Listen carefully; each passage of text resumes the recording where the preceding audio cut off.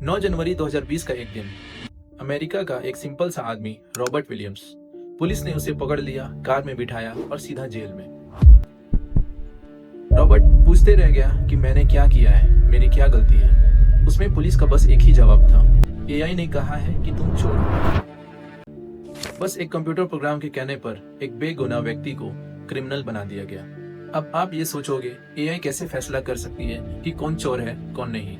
कैसे एक मशीन इंसान की जिंदगी को पल भर में बर्बाद कर सकती है? लेकिन रॉबर्ट पहली गलती नहीं था। 2023 में यूएस के एक सिटी डेट्रॉइट में एक वुमेन पोर्चा वुडरूफ को भी अरेस्ट कर लिया गया और वजह वही, एआई ने उसका फेस गलत मैच करा दिया। पोर्चा रोती रही, कहती रही कि मेरी गलती क्या है, मैंने कुछ नहीं किया है, मुझे क्यों अरेस्ट किया है। लेकिन जब मशीन ने कह दिया कि वही सस्पेक्ट है तो पुलिस ने बिना चेक किए उसे हथकड़ी लगा दी। न्यू जर्सी का एक और केस, नाइजीर पार्क्स, एआई ने उसका फेस भी क्रिमिनल से मैच करा दिया जो क्राइम वाले एरिया में था भी नहीं। नाइजीर पार्क्स उस वक्त 30 मील दूर था और उसके पास कार भी नहीं थी, पर पुलिस ने कहा वो इस कार चेज में शामिल था और इस एआई की गलती की वजह से उसने 10 दिन जेल में गुजारे।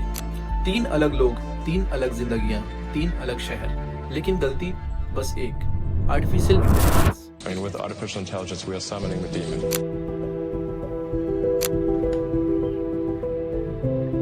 90% of the world's knowledge will likely be generated by AI. AI is far more dangerous than nukes.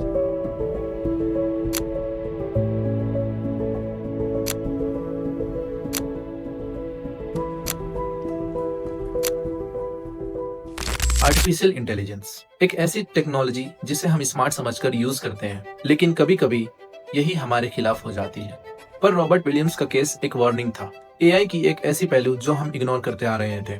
आज हम सोचते हैं कि एआई सिर्फ एक दोस्त है, एक हेल्पर है, एक सॉफ्टवेयर, एक टूल जिसे हम रोज इस्तेमाल करते हैं, जो हमारी मदद करती है।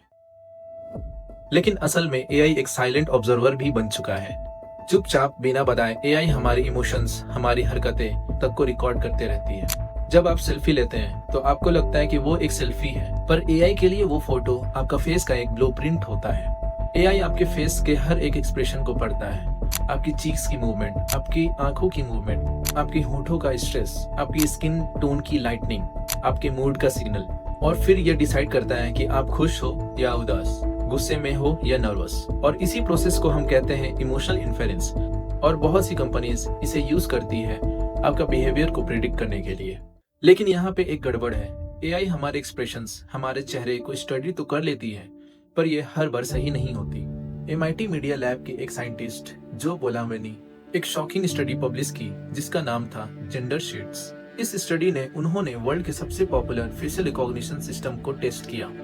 रिजल्ट, लाइट स्किन आदमियों के लिए ये तो परफेक्ट और एक्यूरेट काम कर रहा था, लेकिन जब ये case women, specially black women's के केस पर आता है तो इसका एरर रेट 34% तक पहुंच गया। यानी अगर आप थोड़ा डार्क स्किन्ड हो, या आप एक वुमेन हो, या अगर आपका फेस अनबायस्ड डेटा सेट्स में कम रिप्रेजेंट हुई हो, तो एआई आपको गलत पहचान सकती है और ये एआई की गलती आपके लाइफ को अफेक्ट कर सकती है, जैसे पोर्चा वुडरूफ, रॉबर्ट विलियम्स और नाइजीर पार्क्स के साथ हुआ। ये केसेस एक ही चीज को दिखाते हैं, एआई फास्ट है पर एक्यूरेट नहीं, एआई पावरफुल है पर फेयर नहीं, एआई इंटेलिजेंट है पर इंसान नहीं। और जब एक नॉन ह्यूमन सिस्टम इंसानों के चेहरे को स्टडी करता है तो उसमें गलतियां आती ही है, और उन गलतियों का नतीजा बहुत भारी पड़ सकता है। एआई हमें सिर्फ हेल्प नहीं, हमें ऑब्जर्व भी करती है, हर वक्त, हर जगह, हर डिवाइस से, आपका हर एक क्लिक से।